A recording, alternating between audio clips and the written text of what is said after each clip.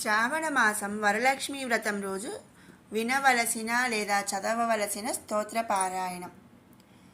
అష్టలక్ష్మీ స్తోత్రం. సుమన సువందిత సుందరి మాధవి చంద్ర సహోదరి హేమమయే మునిగణ వందిత మోక్ష ప్రదాయని మంజుల భాషిని వేదనుతే పంకజవాసిని దేవసుపూజిత సద్గుణవర్షిణి శాంతియుతే జయ జయ హే మధుసూదన కామిని ఆదిలక్ష్మి పరిపాలయ మాం. శ్రీ ఆదిలక్ష్మి పరిపాలయ మాం. అయి కలి కల్మషనాశిని కామిని వైదిక రూపిణి వేదమయే క్షీర సముద్భవ మంగళ రూపిణి మంత్ర నివాసిని మంత్రనుతే మంగళదాయిని అంబుజవాసిని దేవగణాశ్రిత పాదయుతే జయ జయ హే మధుసూదన కామిని ధాన్యలక్ష్మి పరిపాలయ మాం. శ్రీ ధాన్యలక్ష్మి పరిపాలయ మాం. జయ వరవర్షిణి వైష్ణవి భార్గవి మంత్రస్వరూపిణి మంత్రమయే సురగణ పూజిత శీఘ్రఫలప్రద జ్ఞాన వికాసిని శాస్త్రనుతే భవభయహారిణి పాప విమోచని సాధుజనాశ్రిత పాదయుతే జయ జయ హే మధుసూదన కామిని ధైర్యలక్ష్మి పరిపాలయ మాం. శ్రీ ధైర్యలక్ష్మి పరిపాలయ మాం. జయ జయ దుర్గతి నాశిని కామిని సర్వఫలప్రద శాస్త్రమయే రథ గజ తురగ పదాతి సమావృత పరిజన మండిత లోకనుతే హరిహర బ్రహ్మ సుపూజిత సేవిత తాప నివారిణి పాదయుతే జయ జయ హే మధుసూదన కామిని గజలక్ష్మి రూపేణ పాలయ మాం. శ్రీ గజలక్ష్మి రూపేణ పాలయ మాం. అయి ఖగవాహిని మోహిని చక్రిని రాగవివర్ధిని జ్ఞానమయే గుణగణవారధి లోకహితైషిని సప్తస్వరభూషిత గాననుతే సకల సురాసుర దేవ మునీశ్వర మానవ వందిత పాదయుతే జయ జయ హే మధుసూదన కామిని సంతానలక్ష్మి పరిపాలయ మాం. శ్రీ సంతానలక్ష్మి పరిపాలయ మాం. జయ కమలాసిని సద్గతిదాయిని జ్ఞాన వికాసిని గానమయే అనుదినమర్చిత కుంకుమధూసర భూషిత వాసిత వాద్యనుతే కనకధరాస్తుతి వైభవ వందిత శంకర దేశిక మాన్యపదే జయ జయ హే మధుసూదన కామిని విజయలక్ష్మి పరిపాలయ మాం. శ్రీ విజయలక్ష్మి పరిపాలయ మాం. ప్రణత సురేశ్వరి భారతి భార్గవి శోక వినాశిని రత్నమయే మణిమయ భూషిత కర్ణ విభూషణ శాంతి సమావృత హాస్యముఖే నవనిధిదాయిని కలిమలహారిణి కామిత ఫలప్రద హస్తయుతే जय जय हे मधुसूदन कामिनि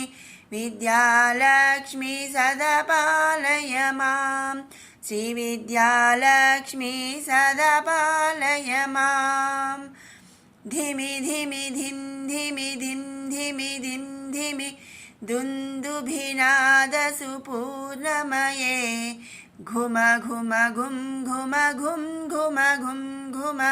शङ्खनिनादसुवाद्यनुते वेदपुराणेतिहाससुपूजित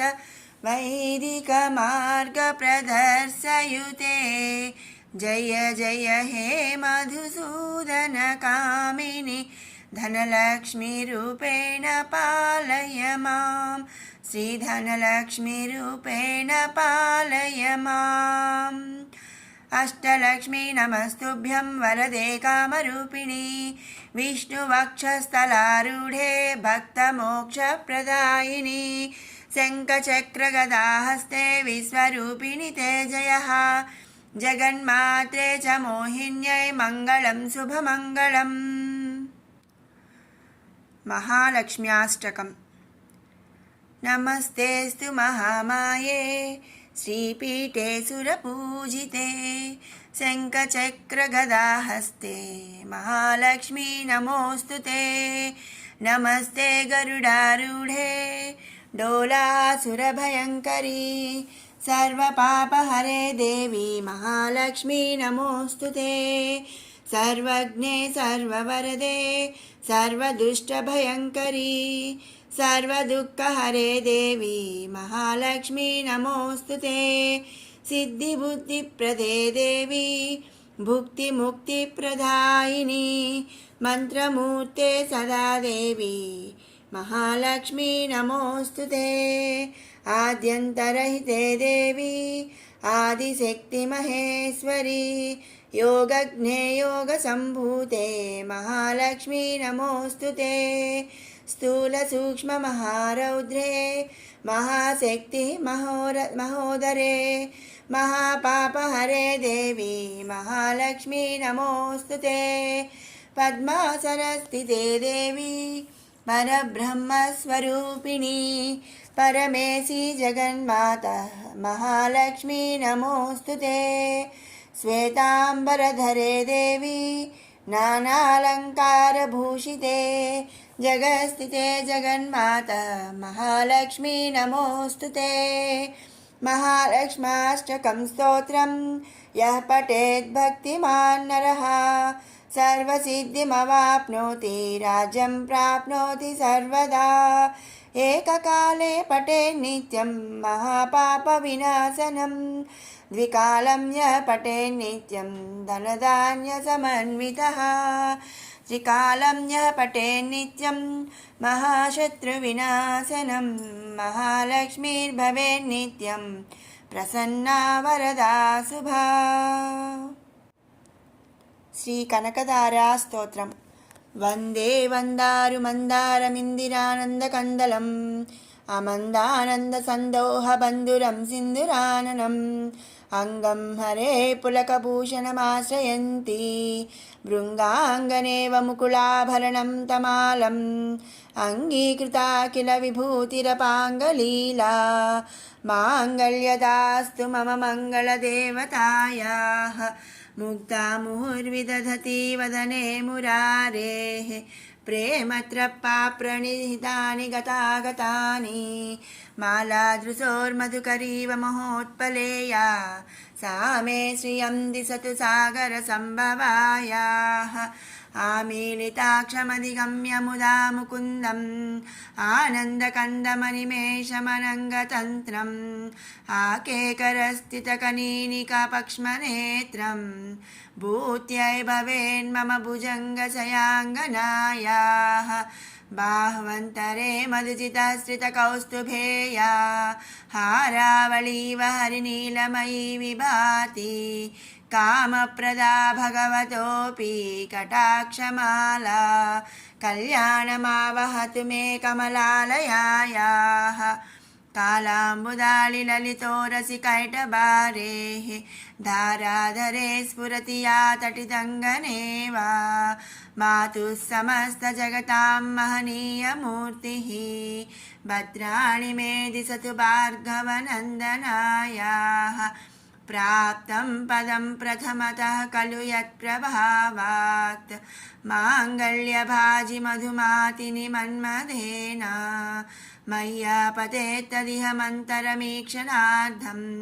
मन्दालसं चमकरालय कन्यकायाः विश्वामरेन्द्रपदविभ्रमदानरदक्षम्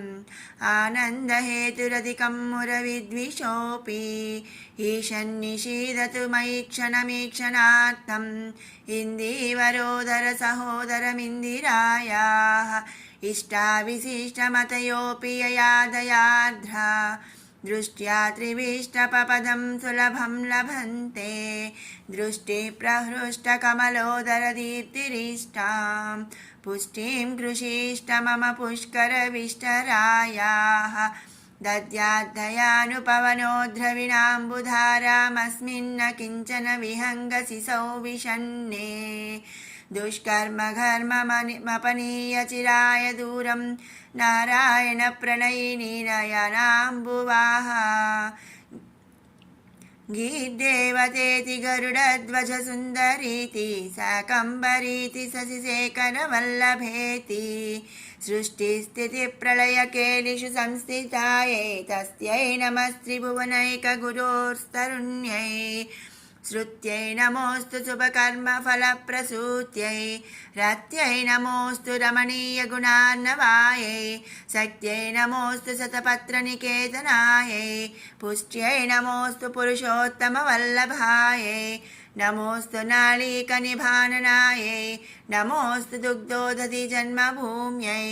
नमोऽस्तु सोमामृतसोदरायै नमोऽस्तु नारायणवल्लभायै नमोऽस्तु हेमाम्बुजपीठिकायै नमोऽस्तु भूमण्डलनायिकायै नमोऽस्तु देवादिदयापरायै नमोऽस्तु सारङ्गयुधवल्लभायै नमोऽस्तु देव्यै भृगुनन्दनायै नमोऽस्तु विष्णोरुरसिस्थितायै नमोऽस्तु लक्ष्म्यै कमलाललायै नमोऽस्तु दामोदरवल्लभायै नमोऽस्तु कान्त्यै कमलेक्षणायै नमोऽस्तु भूत्यै भुवनप्रसूत्यै नमोऽस्तु देवादिभिरर्चितायै नमोऽस्तु नन्दात्मजवल्लभायै सम्पत्कराणि सकलेन्द्रियनन्दनानि साम्राज्यदानविभर्वाणि सरोरुहाक्षी त्वद्वन्दनानि दुरितोद्धरणोद्यतानि मामेव मातरनिशं कलयन्तु नान्ये यत्कटाक्षसमुपासनाविधिः सेवकस्य सकलार्थसम्पदः सन्तनोति वचनाङ्गमानसैः त्वां मुरारिहृदयेश्वरीं भजे सरसिजनयने सरोजहस्ते धवलतमां सुखगन्धमाल्यशोभे भगवती हरिवल्लभे मनोज्ञे त्रिभुवनभूतिकरि प्रसीद मह्यं दिग्हस्तिभिः कनककुम्भमुखावसृष्ट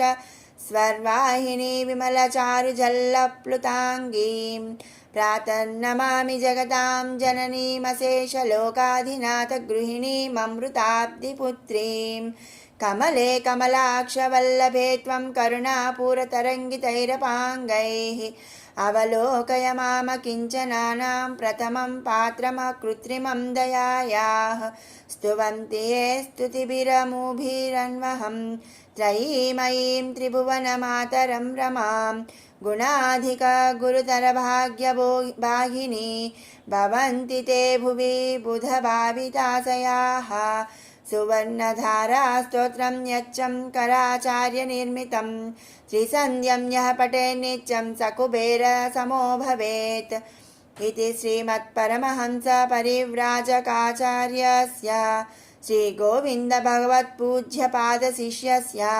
श्रीमच्छङ्कर भगवतः कृतौ कनकधारास्तोत्रं सम्पूर्णम्। श्रीलक्ष्मीसहस्रनामस्तोत्रम् नाम्नां साष्टसहस्रं च ब्रूहि गार्ग्य महामते महालक्ष्म्या महादेव्या भुक्तिमुक्त्यर्थसिद्धये गार्ग्य उवाच सनत्कुमारमासीनं द्वादशादित्यसन्निभम् अपृच्छन्योगिनो भक्त्या योगिनामर्थसिद्धये सर्वलौकिककर्मभ्यो विमुक्तानां हिताय वै भुक्तिमुक्तिप्रदं जप्यमनुब्रूहि दयानिधे सनत्कुमार भगवन् सर्वज्ञोऽसि विशेषतः आस्तिक्यसिद्धये नृणां क्षिप्रधर्मार्थसाधनं खिद्यन्ति मानवाः सर्वे धनाभावेन केवलं सिद्ध्यन्ति धनिनोऽन्यस्य नैव धर्मार्थकामनाः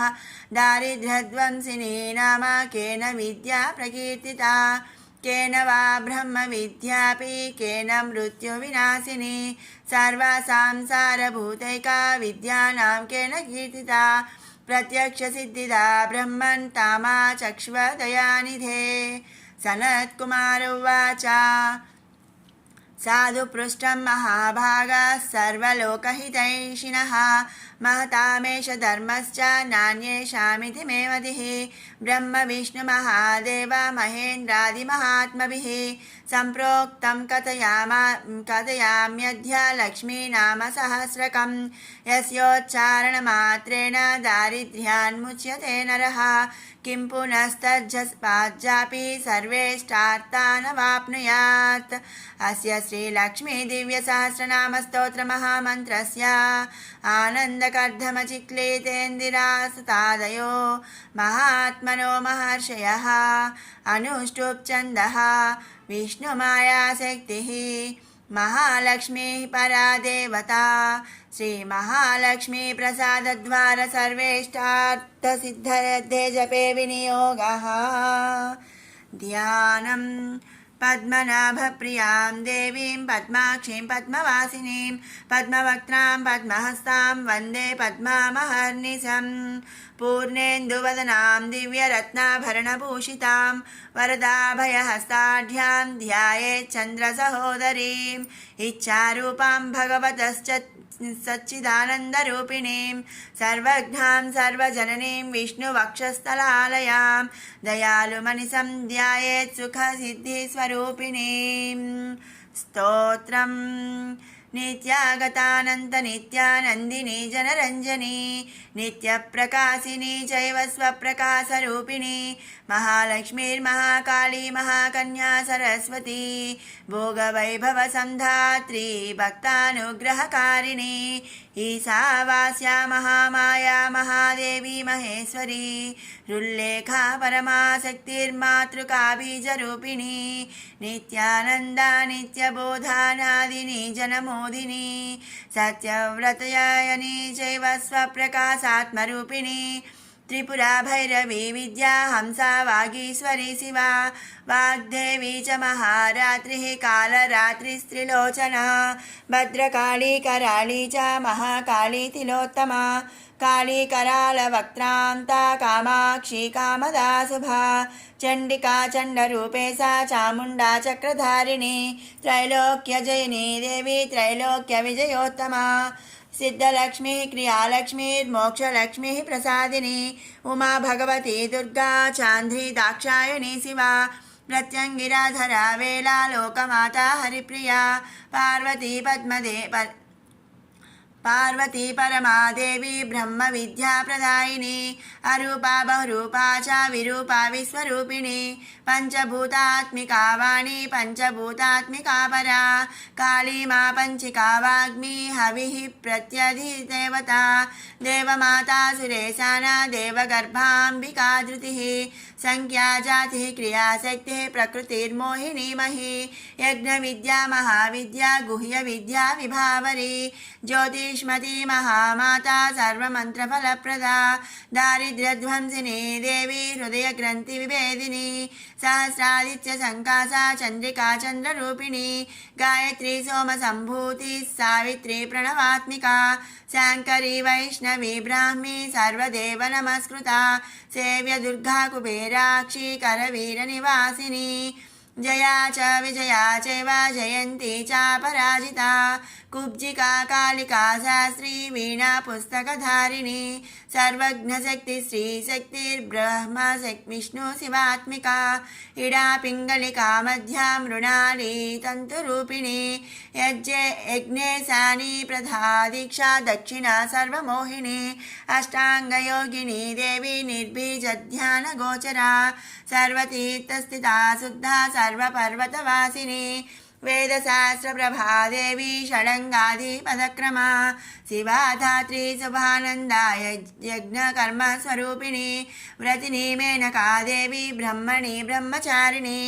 एकाक्षरपरा तारा भवबन्धविनाशिनी विश्वम्भराधरा धारा निराधाराधिकस्वरा राकाकुहूरमावास्या पूर्णिमानुमतिद्युतिः सिनीवाली शिवावस्या वैश्वदेवी पिसङ्गिला पिप्पला च विशालाक्षी रक्षोऽग्निवृष्टिकारिणी दुष्टविद्राविणी देवी सर्वोपद्रवनाशिनी शारदा सरसन्ताना सर्वशस्त्रस्वरूपिणी युद्धमध्यस्थिता देवी सर्वभूतप्रभञ्जनी अयुद्धा युद्धरूपा च शान्ता शान्तिस्वरूपिणी गंगा सरस्वती वेणी यमुना नर्मदापगा समुद्रवसना वासा ब्रह्माण्डश्रोणिमेखला पंचवक्त्रा दशभुजा शुद्धस्फटिकसन्निभा रक्ता कृष्णासिता पीता सर्ववर्णा निरीश्वरी कालिका चक्रिका देवी सत्या तु वटुका स्थिता तरुणी वारुणी नारी ज्येष्ठा देवी सुरेश्वरी विश्वम्भराधरा कर्त्री गलार्गलविभञ्जिनी संध्या रात्रि दिवा ज्योत्स्ना कला काष्ठा निमेषिका ऊर्वी कात्यायनी शुभ्रा संसारान्नवतारिणी कपिला कीलिका शोका मल्लिका नवमल्लिका देविका नंदिका शांता भंजिका भयभंजिका कौशिकी वैदिकी देवी सौरी रूपाधिकाधिभा दिग्वस्त्रा नववस्त्रा च कन्यका कमलोद्भवा श्री सौम्य लक्षणातीता दुर्गा सूत्र प्रबोधिका श्रद्धा मेधा कृति प्रज्ञा धारणा कान्तिरेव च श्रुति स्मृतिर्धृतैर्धन्या भूतिरिष्टिर्मनीषिणी विरक्तिर्व्यापिनी माया सर्वमाया प्रभञ्जिनी माहेन्द्री मंत्रिणी सिंही चेन्द्रज्वाला स्वरूपिणी अवस्थात्रय निर्मुक्ता गुणत्रय विवर्जिता ईशनात्रय निर्मुक्ता सर्वरोग विवर्जिता योगी ध्यानान्तगम्या च योग ध्यानपरायणा त्रयी शिखा विशेषज्ञा वेदांत ज्ञान रूपिणी भारती कमला भाषा पद्मा पद्मावती कृतिः गौतमी गोमती गौरी ईशाना हंसवाहिनी नारायणी प्रभाधारा जाह्नवी शंकरात्मजा चित्रघंटा सुनंदा श्रीर्मानवी मनुसंभवा स्तंभिनी क्षोभिनी मारी ब्राह्मिणी शत्रुमारिणी मोहिनी द्वेषिणी वीरा अघोरा रुद्ररूपिणी एकादशनी पुण्या कल्याणी लाभकारिणी देवदुर्गा महादुर्गा स्वप्नदुर्गाष्टभैरवी सूर्यचन्द्राग्निरूपा च ग्रहनक्षत्ररूपिणी बिन्दुनादकलातीता बिन्दुनादकलात्मिका दशवायुजयाकारा कला षोडश संयुता काश्यपी कमला देवी नादचक्रनिवासिनी मृडाधारा स्थिरा गुह्या देविका चक्ररूपिणी अविद्या सार्वरी भुञ्जा जम्भासुरनिबर्हिणी श्रीकाया श्रीकला शुभ्रा कर्मनिर्मूलकारिणी आदिलक्ष्मीर्गुणाधारा पञ्चब्रह्मात्मिका परा श्रुतिर्ब्रह्ममुखा वासा सर्वसम्पत्तिरूपिणी मृतसञ्जीवनी मैत्री कामिनी कामवर्जिता निर्वाणमार्गदा देवी हंसिनी काशिका क्षमा सपर्या गुणिनी भिन्ना निर्गुणा खण्डिता शुभा स्वामिनी वेदिनी सख्या सांबरी चक्रधारिणी दंडिनी मुंडिनी व्याघ्री सिखिनी सोमसंहतिः చింతామణి చిదానంద పంచబాణ ప్రబోధిని బాణశ్రేణి సహస్రాక్షి సహస్రభుజ పాదుకా సంధ్యావళి శ్రీ సంధ్యాఖ్యా బ్రహ్మాండమణిభూషణ వాసవి వారుణి సేనా కుళికా మంత్రరంజని జిత ప్రాణ స్వరూపా చ కాంతా కామ్యవరప్రదా మంత్ర బ్రాహ్మణ విద్యార్థ నాదరూపా హవిష్మతి ఆతర్వణి శృతి శూన్యా కల్పనావర్జితా సతి సత్తా జాతి ప్రమామేయా ప్రమితి ప్రాణదాగతి అపన్నా పంచవర్ణా చ సర్వదా భువనేశ్వరి త్రైలోక్యమోహిని విద్యా సర్వభర్తృక్షరాక్షరా హిరణ్యవర్ణా హరిణి సర్వోపద్రవనాశిని కైవల్య పదవీరేఖా సూర్యమండల సంస్థిత సోమమండల మధ్యస్థ వహ్నిమండల సంస్థిత వాయుమండల మధ్యస్థ వ్యోమమండల సంస్థిత చక్రికా చక్ర మధ్యస్థ చక్రమార్గ ప్రవర్తిని కోకిలాకుల చక్రేశా పక్షతి పంక్తి పావని సర్వసిద్ధాంత మార్గస్థ షడ్వర్ణావరవర్జిత రుద్రహరా హంత్రి సర్వసంహారకారిణి పురుషా పౌరిషే తుష్టి సర్వతంత్ర ప్రసూతికా అర్ధనారీశ్వరీ దేవి సర్వవిద్యా ప్రదాయిని భార్గవీ యూజుషీ విద్యా సర్వోపనిషదా స్థితా వ్యోమకేశాఖిల ప్రాణ పంచకోశ విలక్షణ పంచకోశాత్మికా ప్రత్యక్ పంచబ్రహ్మాత్మికా శివా జగజ్జరాజనిత్రీ చ పంచకర్మ ప్రసూతికా వాగ్దేవ్యాభరణాకార సర్వకామ్యస్థితా స్థితిః అష్టాదశ చతుషష్టి పీఠికా విద్యయాయుత కాళికాకర్షణం శ్యామా యక్షిణి కిన్నరేశ్వరి కేతకీ మల్లికా శోకా వారాహి ధరణి ధ్రువా నారసింహీ మహోగ్రాస్య భక్తానామార్తినాశిని అంతర్బలా స్థిరా లక్ష్మీ జరా మరణనాశిని శ్రీరంజితా మహాకాయ సోమసూర్యాగ్నిలోచన అదితిర్దేవ మాతా చ అష్టపుత్రాష్టయోగిని అష్టప్రకృతిరష్టాష్ట విభ్రాజద్వికృతాకృతి దుర్భిక్షధ్వంసిని దేవి సీతా సత్యా చ రుక్మిణి ఖ్యాతిజా భార్గవీ దేవి దేవయోనిస్తపస్విని శాకంభరీ మహాసోనా గరుడోపరి సంస్థితా సింహగా వ్యాఘ్రగా దేవి వాయుగా చ మహాద్రిగా అకారాదిక్షకారాంత సర్వవిద్యాధిదేవత మంత్రవ్యాఖ్యాన నిపుణా జ్యోతిశాస్త్రైకలోచన ఇడా పింగళికా మధ్యా సుషుమ్నా గ్రంథిభేదిని కాలచక్రాశ్రయోపేత కాలచక్రస్వరూపిణి వైశారథీమతి శ్రేష్టా వరిష్టా సర్వదీపికా వైనాయకీ వరారోహ శ్రోణివేళా బహిర్వలి జంభిని జృంభిణి జంభకారిణి గణకారికా చరణి చక్రికానంత సర్వవ్యాధి చికిత్సికి దేవకీ దేవ సంకాసా వారిధి కరుణాకరా సర్వరీ సర్వసంపన్న సర్వపాప ప్రభంజని ఏకమాత్రాధిమాత్రా చ త్రిమాత్రా చ తథా పరా అర్ధమాత్రా పరా సూక్ష్మా సూక్ష్మార్థార్థపరా పరా ఏకవీరా విశేషాఖ్యా షష్ఠీ దేవి మనస్విని నైష్కర్మ్య నిష్కలాలోకా జ్ఞానకర్మాధికా గుణా సబంధ్వానంద సందోహా వ్యోమాకారా నిరూపిత గద్యపద్యాత్మికా వాణి సర్వాలంకార సంయుత సాధుబంధపదన్యాస సర్వౌకో ఘటికావలి షట్కర్మ కర్మ సాకార సర్వకర్మ వివర్జిత ఆదిత్యవర్ణా చాపన్నా కామిని వరరూపిణి బ్రహ్మణి బ్రహ్మ సంతాన వేదవాగీశ్వరి శివా పురాణన్యాయమీనమాంసా ధర్మశాస్త్రాగమశ్రుతా సద్యో వేదవతి సర్వా హంసి విద్యాధిదేవత विश्वेश्वरी जगद्धात्री विश्वनिर्माणकारिणी वैदिकी वेदरूपा च कालिका कालरूपिणी नारायणी महादेवी सर्वतत्त्वप्रवर्तिनी हिरण्यवर्णरूपा च हिरण्यपदसम्भवा कैवल्यपदवी पुण्या कैवल्यज्ञानलक्षिता ब्रह्मसम्पत्तिरूपा च ब्रह्मसम्पत्तिकारिणी वारुणी वारुणाराध्या सर्वकर्मप्रवर्तिनी एकाक्षरपरायुक्ता सर्वदारिद्र्यभञ्जिनी पाशाङ्कुशान्विता दिव्या वीणा व्याख्याक्षसूत्रभृत् एकमूर्तिस्त्रयीमूर्तिर्मधुकैटभभञ्जिनी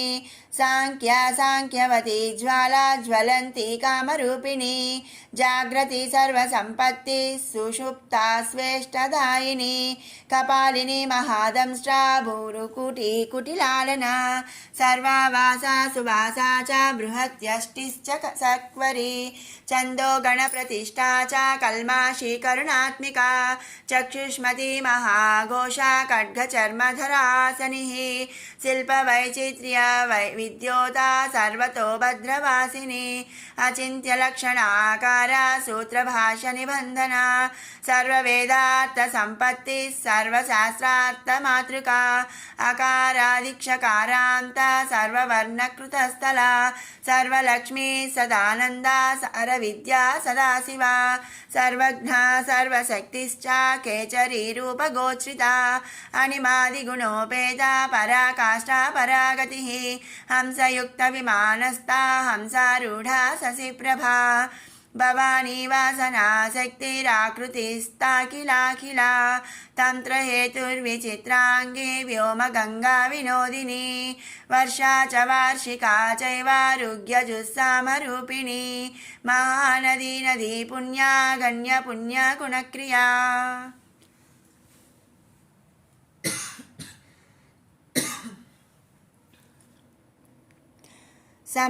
समाधिगतलभ्यार्ता श्रोतव्या स्वप्रिया घृणा नामाक्षरपरा देवी उपसर्गनकाञ्चिता निपातोरुध्वयुजङ्घा मातृका मन्त्ररूपिणी आसीना च शयाना च तिष्ठन्ती धावनाधिका लक्ष्यलक्षणयोगाढ्या ताद्रूप्यगणनाकृतिः सैकरूपा नैकरूपा सेन्दुरूपा तदाकृतिः समासतद्धिताकारा विभक्तिवचनात्मिका स्वाहाकारा स्वधाकारा श्रीपत्यर्धाङ्गनन्दिनी गम्भीरा गगना गुह्या योनिलिङ्गार्धधारिणी शेषवासुकि संसेव्या चपला वरवर्णिनी कारुण्याकार संपत्तिः कीलकृन्मन्त्रकीलिका शक्तिबीजात्मिका सर्वमन्त्रेष्टाक्षय कामना आग्नेयी पार्थिवा आप्या वायव्या व्योमकेतना सत्यज्ञानात्मिकानन्दा ब्राह्मी ब्रह्म सनातनी अविद्यावासना माया प्रकृतिः सर्वमोहिनी शक्तिधारणा शक्तिश्च चिदचिच्छक्तियोगिनी वक्त्रारुणा महामाया मरीचिर्मदमर्दिनी विराट् स्वाहा स्वधा शुद्धा निरूपास्ति सुभक्तिगा निरूपिताद्वयी विद्या नित्या नित्यस्वरूपिणी वैराजमार्गसञ्चारा सर्वसत्पथदर्शिनी जालन्धरी मृढानी च भवानी भवभञ्जनी त्रैकालिकज्ञानतन्तुस्त्रिकालज्ञानदायिनी नादातीता स्मृति प्रज्ञा धात्रीरूपा त्रिपुष्करा पराजिता विधानज्ञा विशेषितगुणात्मिका हिरण्यकेशिनी हेमब्रह्मसूत्रविचक्षणा असङ्ख्येयपरार्धान्तस्वरव्यञ्जनवैखरी मधुजिह्वा मधुमती मधुमासोदया मधुः माधवी च महाभागा मेघगम्भीरनिस्वना ब्रह्मविष्णुमहेशादिज्ञातव्यार्थविशेषगा नाभौ वह्निशिखाकारा ललाटे चन्द्रसन्निभा भ्रूमध्ये भास्कराकारा सर्वतारकृतिः कृत्तिकादिभरण्यन्ता नक्षत्रेष्ट्यार्चितोदया ग्रहविद्यात्मिका ज्योतिर्ज्योतिर्विन्मजीजैविका ब्रह्माण्डगर्भिणी बाला सप्तावर्णदेवता वैराजोत्तम साम्राज्या कुमारकुशलोदया बगला भ्रमराम्बा च शिवदूती शिवात्मिका मेरुविन्ध्यादि संस्थाना काश्मीरपुरवासिनी योगनिद्रा महाविद्रा विनिद्रा राक्षसी शाश्रिता सुवर्णदा महागंगा पंचाख्या पंचसंहतिः सुप्रजाता सुवीरा च सुपोषा सुपतिः शिवा सुगृहा रक्तबीजान्ता हतकन्दर्पजा जीविका समुद्रव्योम मध्यस्था समबिन्दुसमाश्रया सौभाग्यरसजीवातुस्सारा सारविवेकदृक् त्रिवल्यादि सुपुष्टांगा भारती भरताश्रिता नादब्रह्ममयी विद्या ज्ञानब्रह्ममयी परा ब्रह्मनाडी निरुक्तिच्चा ब्रह्मकैवल्यसाधनम् कालिकेय महोदार वीर्य विक्रमरूपिणी वडवाग्निशिखा वक्त्रा महाकवलतर्पणा महाभूता महादर्पा महासारा महाक्रतुः पंचभूत महाग्रासा पंचभूताधिदेवता सर्वप्रमाणा संपत्तिः सर्वरोग प्रतिक्रिया ब्रह्माण्डान्तर्बहिर्व्याप्ता विष्णुवक्षो विभूषिणी शाङ्करी विधिवक्त्रस्था प्रवरावरहेतुकी हेममाला शिखामाला त्रिशिखा पंचलोचना सर्वागम सदाचारा मर्यादा यातु भंजनी पुण्यश्लोक प्रबंधाढ्या सर्वान्तर्यामि रूपिणी सामगान समाराध्या श्रोत्रकर्णरसायनं जीवलोकैकजीवातुर्भद्रोधार विलोकना तटित्कोटिलसत्कान्तिस्तरुणी हरिसुन्दरी मीननेत्रा च सेन्द्राक्षी विशालाक्षी सुमङ्गला सर्वमंगल संपन्ना साक्षान् मंगल देवता देहहृद्दीपिका दीप्तिर्जिह्व पाप प्रणाशिनी अर्धचंद्रोल्लसद्धंष्ट्रा यज्जवाटी विलासिनी महादुर्गा महोत्साह महादेव बलोदया डाकिनीढ्या साकिनीढ्या समस्तझूट निरंकुशा नाकिवन्द्या षडाधाराधिदेवता भुवनघ्नानि श्रेणी भुवनाकारवल्लरी शाश्वती शाश्वताकारा लोकानुग्रहकारिणी सारसी मानसी हंसी हंसलोकप्रदायिनी चिन्मुद्रालङ्कृतकरा कोटिसूर्यसमप्रभा सुखप्राणिशिरोरेखा सददृष्टप्रदायिनी सर्वसाङ्कर्यदोषघ्नी ग्रहोपद्रवनाशिनी क्षुद्रजन्तुभयघ्नी च विषरोगादिभञ्जनी सदा शान्ता सदा शुद्धा गृहच्छिद्रनिवारिणी कलिदोष प्रशमनी कोलाहलपुरस्थिता गौरी लाक्षणिकी मुख्या जघन्याकृति वर्जिता माया विद्या मूलभूता वासवी विष्णुचेतना वादिनी वसुरूपा च वसुरत्नपरिच्छदा छान्दसी चन्द्रहृदया मन्त्रस्वच्छन्द भैरवी वनमाला वैजयन्ती पञ्चदिव्यायुधात्मिका पीताम्बरमयी चंचत् कौस्तुभा हरिकामिनी नित्या तत्या रमा रामा रमणी मृत्युभञ्जनी ज्येष्ठा काष्ठा धनिष्ठां ता सराङ्गी निर्गुणप्रिया मैत्रेया मित्रविन्दा च शेषकलाशया वाराणसी वासलभ्याचार्या वर्तजनस्तुता जगदुत्पत्ति संस्थान संहारत्रय कारणं त्वमम्ब विष्णु सर्वस्वं नमस्तेस्तु महेश्वरी नमस्ते सर्वलोकानां जनन्यै पुण्यमूर्तये सिद्धलक्ष्मीर्महाकाली महालक्ष्मी नमोऽस्तुते सद्यो जातादि पंचाग्नि रूपा पंचकम् यन्त्रलक्ष्मीर्भवत्याधिराध्याध्येते नमो नमः सृष्ट्यादिकारणाकार वितते दोषवर्जिते जगल्लक्ष्मी जगन्मातर्विष्णुपत्नी नमोऽस्तुते नवकोटिमहाशक्ति समुपास्य पदाम्बुजे कनत्सौवर्णरत्नाढ्या सर्वाभरणभूषिते अनन्ता नित्यमहिषी प्रवपञ्चेश्वरनायकी अत्युच्छ्रितपदां तस्ते परमव्योमनायकी नाकपृष्ठगताराध्ये विष्णुलोकविलासिनि वैकुण्ठराजमहिषी श्रीरङ्गनगरासिते रङ्गनायकि भूपुत्री कृष्णे वरदवल्लभे कोटिब्रह्मादिसंसेव्ये कोटिरुद्रादिकीर्तिते मातुलुङ्गमयं खेटं सौवर्णचषकं तथा पद्मद्वयं पूर्णकुम्भं कीरं च वरदाभये पासमङ्कुशकं शङ्खं चक्रशूलं कृपाणिकां धनुर्बाणौ चाक्षमालां चिन्मुद्रामपि बिभ्रति अष्टादशभुजे लक्ष्मीर्महाष्टादशपीठगे भूमिनीलादि संसेव्ये स्वामी चित्तानुवर्तिनि पद्मे पद्मालये पद्मी पूर्णकुम्भाभिषेचिते इन्दिरेन्दिरावाक्षी क्षीरसागरकन्यके भार्गवी त्वं स्वतन्त्रेच्छा वशीकृतजगत्पतिः मङ्गलं मङ्गलानां त्वं देवतानां च देवता त्वमुत्तमोत्तमानां च त्वं श्रेयः परमामृतं धनधान्याभिवृद्धिश्च सार्वभौमसुखोच्छ्रया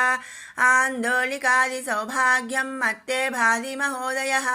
पुत्रपौत्राभिवृद्धिश्च विद्याभोगबलादिकम् आयुरारोग्यसम्पत्तिरष्टैश्वर्यं त्वमेव हि परमेश विभूतिश्च सूक्ष्मात् सूक्ष्मतरा गतिः सदयापाङ्गसन्दत्त ब्रह्मेन्द्रादिपदस्थितिः अव्याहतमहाभाग्यं त्वमेवाक्षोभ्यविक्रमः समन्वयश्च वेदानामविरोधस्त्वमेव हि निःश्रेयसपदप्राप्ति साधनं फलमेव च श्रीमन्त्रराजराज्ञी च श्रीविद्याक्षेमकारिणी श्रीं बीजजपसन्तुष्टा ऐं ह्रीं श्रीं बीजपालिका प्रपत्तिमार्गसुलभा विष्णुप्रथमकिङ्करी क्लीङ्कारार्थसवित्री च सौमङ्गल्याधिदेवता श्रीषोडशाक्षरी विद्या श्रीयन्त्रपुरवासिनी सर्वमङ्गलमाङ्गल्ये शिवे सर्वार्धसाधिके शरण्ये त्र्यम्बके गौरी नारायणी नमोऽस्तुते पुनः पुनर्नमस्तेस्तु साष्टाङ्गमयुतं पुनः सनत्कुमार उवाच एवं स्तुता महालक्ष्मीर्ब्रह्मरुद्राभिः नमद्भिरार्धैर्दीनैश्च निःस्वत्वैर्भोगवर्जितैः जैहिकैः संसारात् स्वपरायणैः विष्णुपत्नी दधो तेषां दर्शनं दृष्टितर्पणं शरत्पूर्णेन्दुकोट्याभधवलापाङ्गवीक्षणैः